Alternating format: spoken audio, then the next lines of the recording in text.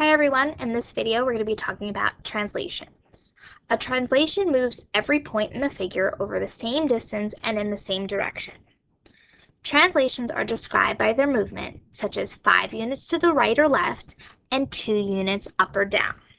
So translations are represented by a capital T, and if we're moving 5 units to the right, 5, comma, and 2 units up, 2. Now, if we were going 5 units to the left, that would be -5, comma, and 2 units down, that would be -2. Let's look at the diagram and see how these figures are being translated. So we have, looks like a trapezoid, ABCD. So I have my pre-image, I'm going to label that with a 1, and then I have my image, A prime, B prime, C prime, D prime.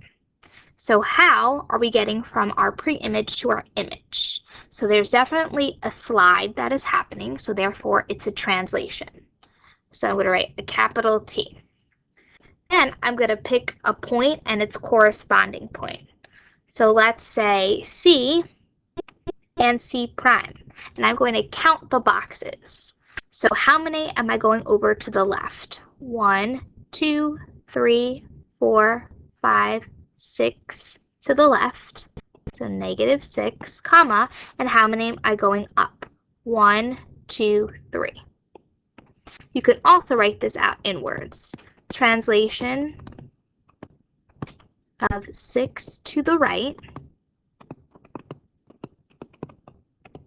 and 3 up. Let's verify this by looking at another point and its corresponding point. So let's look at A and A prime.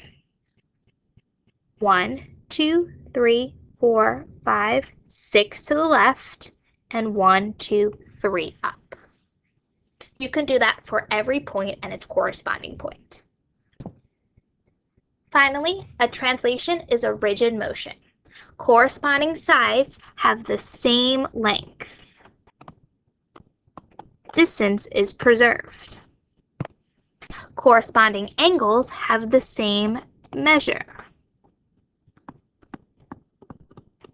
Therefore, in a translation, its image and its pre-image are congruent. So a translation is a rigid motion.